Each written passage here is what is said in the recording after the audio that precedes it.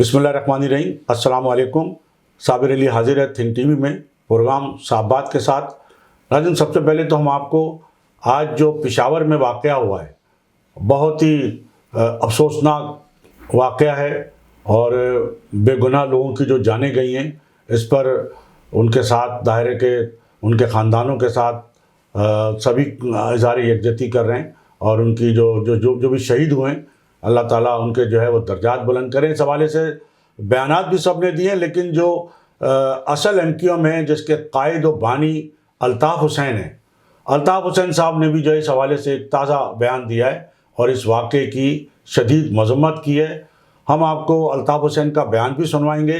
अल्ताफ़ हुसैन ने अपने बयान में क्या कहा है वो हम आपको सुनवाते हैं। मुअज़्ज़िज़ ख़वातीन व हज़रात और पूरे पाकिस्तान के अवाम, सबकी खिदमत में आदाब अस्सलामु अलैकुम।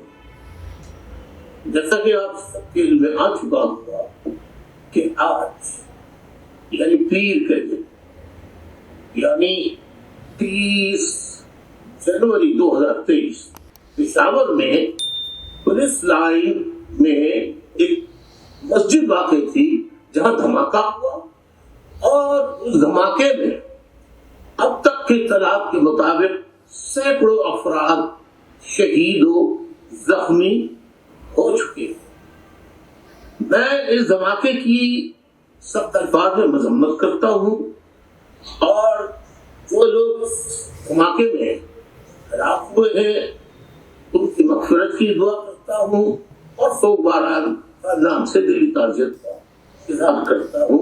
अल्लाह ताला उनको सब्र जमील अता फरमाए। आमीन सुम्मा आमीन, आमीन सुम्मा आमीन। और इसके साथ साथ हम आपको अभी जो कराची में जो बल्दियाती इलेक्शन के बाद अब तक की जो सूरत हाल है और नताइज कहाँ तक आ गए हैं और मज़ीद क्या आने हैं और मेयरशिप का जो मामला है, जो इंतखाब है, जो चुनाव है कराची के मेयर का, वो कैसे होगा, कौन सी पार्टी क्या पोजीशन रखती है, तो हमने आपको इस हवाले से जो एक पाकिस्तान पीपल्स पार्टी के यूसी चेयरमैन हैं, बड़े सीनियर रहनुमा हैं और मेयर के सबसे ज़्यादा मजबूत उम्मीदवार भी वही हैं, उनका नाम है नजमी आलम साहब। तो नजमी आलम साहब से हम बात करते हैं, उनको हम टेलीफोन लाइन पे हम लेते हैं और उनसे वो क्या कहते हैं नजमी आलम साहब वो हम आपको बताएंगे। तो हमारे साथ इस वक्त टेलीफोन लाइन पर हैं पाकिस्तान पीपल्स पार्टी के रहनुमा, यूसी चेयरमैन, मेयर के मजबूत उम्मीदवार नजमी आलम साहब। नजमी साहब अस्सलाम वालेकुम। वालेकुम सलाम साबिर भाई। जी नजमी साहब, ये मेयरशिप का जो मामला है, ये जो गिनती का मामला है, बल्दियाती इलेक्शन हुए कई रोज़ हो गए, अब तो 15 जनवरी को हुए थे, तो ये मसला अभी तो जो इलेक्शन कमीशन ऑफ पाकिस्तान के जो नंबर्स हैं उसके मुताबिक तो पीपल्स पार्टी को 91 सीटें हैं और जमात इस्लामी की बताया जाता है कि 84 हैं और पीटीआई की 52 हैं। लेकिन ये क्या है, लेकिन क्या मसला है कि अभी तक जो मामला है वो अक्सरियती जमात का तय नहीं हो पा रहा है? देखिए, आप खुद बता रहे हैं कि सबसे ज्यादा सीटें पीपल्स पार्टी के, तो अक्सरियत जमात को पीपल्स पार्टी हुई। नहीं, ज़्यादा इलेक्शन कमीशन ने बताया ना ये तो। हाँ, तो इलेक्शन कमीशन का ही दिया हुआ फिगर मैं बोल रहा हूँ। जी जी जी। 6 यूसी का उन्होंने, जो हमारी जीती हुई यूसी है, उनका रिजल्ट रोका हुआ है। इंशाल्लाह वो भी अगले हफ्ते तक क्लियर हो जाएगा। तो हम फिर हमारे साथ मुस्लिम लीग नून, JUI और ये सब भी हमारे साथ हैं। जी जी। तो हम 110 पे पहुंच जाएंगे। अच्छा 110। अच्छा, इसका मतलब है कि 91 सीटें आपकी हो गई और जो मुस्लिम लीग नून की जो 7 सीटें वो भी 7 सीटें मुस्लिम लीग नून की 7 सीटें, तो उनसे आपकी बात हो चुकी है। और JUI हमारे साथी हैं, पीडीएम में वो हमारे साथ हैं, JUI हमारे साथ है, वो तो कोई डिबेटेबल बात ही नहीं है। अच्छा, तो ये 6 सीटों का जो मसला है जो इलेक्शन कमीशन में है, जो जमात इस्लामी के एतराज़ात हैं, तो उसका फैसला अभी कब होगा? अब 2 तारीख को इलेक्शन कमीशन ने डेट दी हुई है। असूलन तो वो फैसला जाना चाहिए ट्रिब्यूनल में। जी, इलेक्शन कमीशन को इख्तियार नहीं कि वो सुने अब इलेक्शन होने के बाद। तो इस पर आपने एहतजाज नहीं किया कि इलेक्शन कमीशन कैसे उनको सुन रहा है और टाइम दे रहा है? अब हम इमरान खान की तरह गालियां तो देंगे नहीं। अच्छा, ठीक है ना। हमने जाके मुअज़्ज़ब तरीके से, हमारे वकीलों ने आर्गुमेंट किए हम वो तरीका तो जान करेंगे इलेक्शन कमीशन से, वो पीटीआई वाला तरीका नहीं करेंगे। तो अगर इलेक्शन कमीशन उन जो 6 नशिस्तें वो अगर जमात इस्लामी के हक में दे देता है तो फिर तो आप लीगल फाइट करेंगे ना, उसके हमारे पास ऑप्शंस हैं, हम लीगल फाइट करेंगे। लीगल फाइट करेंगे। तो ये जो हमारा राइट है। तो ये बताइए कि जो हतमी नतीजा तो तकरीबन आ गया है अब, लेकिन अभी तक नोटिफिकेशन नहीं हुआ आपके किसी के भी? नहीं, अभी तक किसी का भी नोटिफिकेशन नहीं हुआ है, मेरे ख्याल में 1-2 दिन में हो जाएगा। अच्छा, 1-2 दिन में नोटिफिकेशन जो हतमी नताइज हैं आपके 91 और उनके 85 इस तरह हो जाएंगे नोटिफिकेशन? हाँ, हो जाएगा। असल में कुछ मेंबरों ने अपने वो एक्सपेंसेस के गोशवारे जमा नहीं कराए थे, अच्छा, उस वजह से रुके हुए थे, वो सब के जमा हो गए, तो मेरे ख्याल में 1 या 2 दिन में नोटिफिकेशन इशू हो जाएंगे। तो बात वही आती है कि अगर ये 6 नशिस्तें जमात इस्लामी के हक में हो जाती हैं तो फिर आपसे वो तो अक्सरियत उनकी हो जाएगी?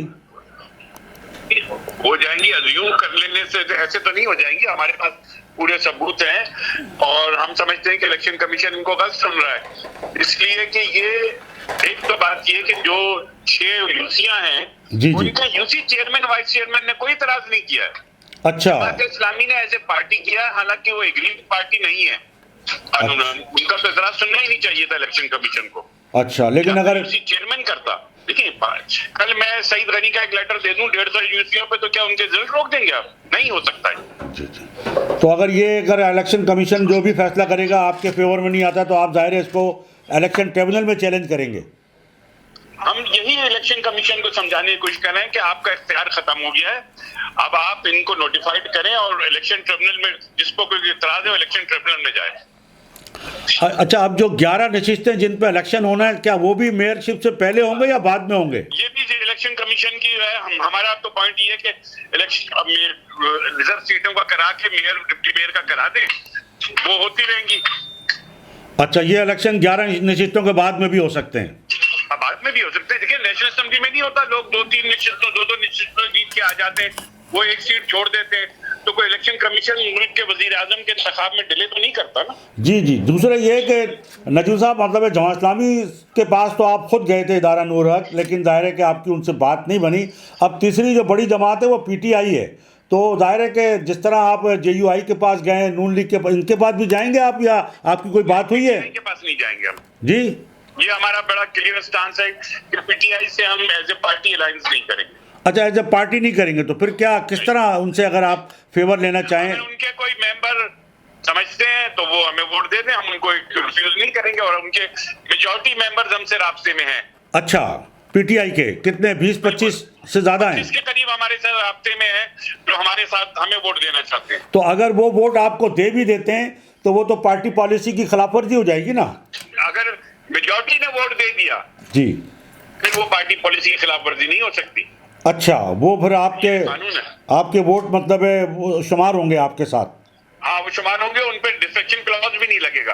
तो फिर तो 2-4 करेंगे तो उन पर लग सकता है, अगर जो उनकी तादाद के 50% से ज्यादा ने हमें सपोर्ट कर दी तो फिर वो नहीं कर सकते। लेकिन फिर आपका आप ज्यादा उनका क्लेम ये है उनकी पार्टी का, पीटीआई का, कि जमात इस्लामी ने धांधली से हमारी सीटें जीत ली है। जी जी, तो अभी तक तो मेरा ख्याल है जमात इस्लामी का और पीटीआई की भी कोई मुफाहमत दूर दूर तक नजर नहीं आती है। कोई नजर नहीं आ रही, बल्कि उनके दरमियान हॉट टॉक्स हो रही है। हम तो किसी के खिलाफ ऐसा बयान नहीं देते, वो एक दूसरे के खिलाफ हॉट टॉक्स की बयान भी दे रहे हैं। दूसरी सूरत में आपका स्टैंड ये है पीपल्स पार्टी का कि हम पीटीआई से तो बिल्कुल इत्तेहाद नहीं करेंगे, तो फिर ये हमने ऑफिशियली कह दिया है सईद गनी ने। नहीं, वो तो आप इत्तेहाद, तो फिर आप कैसे इनकी हिमायत हासिल करेंगे अलग से?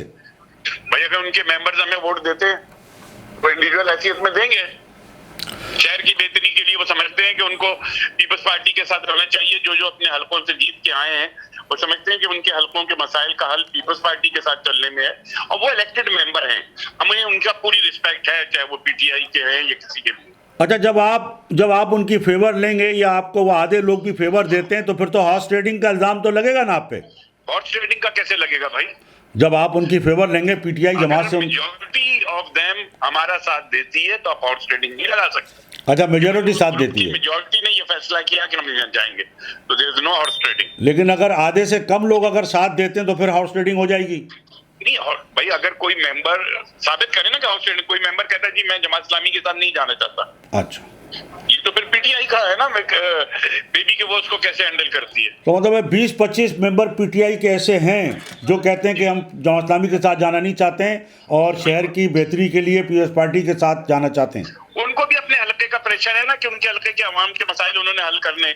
वो ये समझते हैं कि पीपल्स पार्टी के साथ जाएंगे तो हमें ज्यादा फैसिलिटी होगी अपने हलके के मसाइल हल करने में। अच्छा नजू साहब ये बताएं, जमात इस्लामी से आपका मामला मुफाहिमत का अभी कहीं ना कहीं कोई बातचीत जारी है या खत्म हो गया? नहीं, अभी जारी नहीं है, लेकिन हम चाहते हैं, आप चाहते हैं इस्लामी हमारे साथ आए, दोनों लार्जेस्ट पार्टी है, मिलकर शहर की खिदमत करें। लेकिन जमात इस्लामी को रियलिटी पे आना होगा हमारे साथ कि हम लार्जेस्ट पार्टी हैं, वो आए, डिप्टी मेयर लें, हमारे साथ मिलकर शहर की खिदमत करें, हम उनको पूरा इंसाफ देंगे। अच्छा, अगर जमात इस्लामी नहीं आती है तो दूसरी सूरत में आपका मेयर का कैंडिडेट भी तैयार है और डिप्टी मेयर का कैंडिडेट भी तैयार है? पीपल्स पार्टी ने, चेयरमैन साहब ने कहा था कि ज्यादा मेयर होगा, ज्यादा ही मेयर होगा। अच्छा, अगर आपके पीटीआई के कुछ लोग अगर आपको फेवर करते हैं जैसे कि आप बता रहे हैं, तो फिर आप उनको डिप्टी मेयरशिप देंगे? वो बात की बात है, अभी तो इंडिविजुअली लोग राब्ते कर रहे हैं, इंडिविजुअली कर रहे हैं। अच्छा, दूसरा ये है कि आपका अगर मेयर का कैंडिडेट जो है वो पीपल्स पार्टी का कोई भी तय हो गया कि कौन होगा? वो अनाउंस कर देगी पार्टी जल्दी, जल्द अनाउंस हो जाएगी। और आप कहते हैं कि जो अभी तक हतमी नताइज आ गए हैं उसका नोटिफिकेशन भी इलेक्शन कमीशन 1-2 दिन में जारी कर रहा है। 2 दिन में दे रहा है वो। अच्छा, दूसरा ये कि जो टाउन है, टाउन में कितने टाउन कराची के आप मतलब चेयरमैन आप आ जाएंगे आपके? देखिए, हमारे पास वेस्ट में हम सारे टाउन जीतेंगे, वेस्ट में इंशाल्लाह 2 टाउन हम जीतेंगे, ईस्ट में 2 टाउन जीतेंगे, साउथ में हमारे पास लहरी का टाउन जीतेंगे, मलीर के सारे टाउन जीतेंगे। अभी वो जो कोरंगी टाउन है, 3 हमारी है, 3 जमात की है, इस तरह से बराबर चल रहे हैं। 1 सीट का इलेक्शन है, जो वो सीट जीतेगा टाउन भी उसको मिल जाएगा। तो इसका मतलब है वहाँ टाउन की सतह पे आपका जो है वो इत्तेहाद या कुछ हिमायत ले सकते हैं आप, चाहे जमात इस्लामी हो या पीटीआई हो, वहाँ भी ले सकते हैं? हाँ जी, ना इसमें बहुत से हैं, तो फिर ये लोकल बॉडी में जो पॉलिटिकल गेम तो है ना। जी। तो आप मतलब है कि जो टाउन के मामले हैं वहाँ पे भी आप एक दूसरे से कोशिश करेंगे कि चाहे जमात इस्लामी, जहाँ आप अपना चेयरमैन लाने की कोशिश करेंगे आप? बिल्कुल, ये हम इलेक्शन किस लिए लड़ रहे हैं, हमारी तो कोशिश होगी हमारे टाउन में अपना चेयरमैन लाएं। अच्छा, दूसरे अगर जमात इस्लामी जैसे सेंट्रल में तो जमात इस्लामी ने स्वीप किया, आएंगे, हम उनको नहीं रोक सकते, उनके पास मेजॉरिटी है, उनके आएंगे, तो वहाँ आप अपोजिशन में होंगे, मकसद है? बिल्कुल अपोजिशन में होंगे। तो ये आप बताइए कि अगर आप मतलब अपना मेयर ले आते हैं, कराची में पहली दफ़ा होगा कि पीपल्स पार्टी का मेयर और डिप्टी मेयर भी आप कहते हैं कि आपका ही आएगा, तो क्या उसको इख्तियारात मिल सकेंगे जो जिसका रोना पिछले मेयर रोते रहे? इख्तियारात, वसाइल, फंड। अभी आपने 1 साल का मुर्तज़ा वहाब का टेन्योर देखा, कराची में कितना काम डेवलपमेंट हुआ। जी। इख्तियारात की कोई कमी नहीं है। अब तो वाटर बोर्ड भी मेयर के पास है, सॉलिड वेस्ट भी मेयर के अंडर में है, और क्या इख्तियार चाहिए? अच्छा, आप मैदानों को घरों में तब्दील करने का इख्तियार चाहिए तो वो नहीं कर सकता। अच्छा, ये बताइए कि अगर जो कैंडिडेट हैं मेयर के पीपल्स पार्टी के पास, उसमें कहा जाता है कि सईद गनी का नाम भी आ रहा है, मुर्तज़ा वहाब का नाम भी आ रहा है और आपका भी आ रहा है। देखिए जी, इस कानून में ये है कि जो यूसी चेयरमैन होगा जी, वो बनेगा मेयर। वो तो आप यूसी चेयरमैन नहीं है। नहीं, लेकिन वो इलेक्शन लड़के तो आ सकते हैं ना, ज़मीनी इलेक्शन लड़के, किसी यूसी से लड़ लें और आ जाए। वही मेरा मकसद है कि वो किसी यूसी से ज़मीनी इलेक्शन लड़के आ सकते हैं। वो सईद अभी एमपी है, हमारे सदर हैं, मिनिस्टर हैं, सईद का पता नहीं किसने नाम चला दिया। अच्छा, नहीं, लेकिन यही हम लोग आज इस पे हंस रहे थे इस बात पे। अच्छा, मतलब ऐसी कोई बात नहीं है कि मुर्तज़ा वहाब और सईद गनी का नाम आप समझते हैं कि नहीं है? नहीं, वो जो एक ऑप्शन है कि वो ज़मीनी इलेक्शन लड़के जो है वो यूसी चेयरमैन बन सकते हैं। हाँ, वो है ऑप्शन, लेकिन अभी मैंने बताया ना, पार्टी डिसाइड कर चुकी है, वो 1-2 दिन में अनाउंस हो जाएगा। अनाउंस हो रहा है कि पार्टी के ऑफिशियल जराये से अनाउंस हो, बजाय मैं बोलूं। अच्छा, चलें नजीर साहब, आपका बहुत बहुत शुक्रिया, आपने थिंक टीवी से बातचीत की, आपका बहुत शुक्रिया, थैंक यू। तो नाज़रीन, आपने आज की हमारी गुफ्तगू में सबसे पहले तो हमने आपको बानी व कायद मुत्तहिदा अल्ताफ़ हुसैन साहब का जो आज का ताज़ा बयान है वो सुनवाया पेशावर के वाक़े के हवाले से, और इसके बाद नजमी आलम साहब जो पीपल्स पार्टी के रहनुमा हैं और मेयर कराची के मजबूत उम्मीदवार भी हैं, उन्होंने सारी सूरत हाल जो है वो सामने रखी है। यकीनन आपको जो आने वाली जो सूरत हाल है मेयर कराची के इलेक्शन के हवाले से, उससे आपको आगाही हासिल हुई होगी।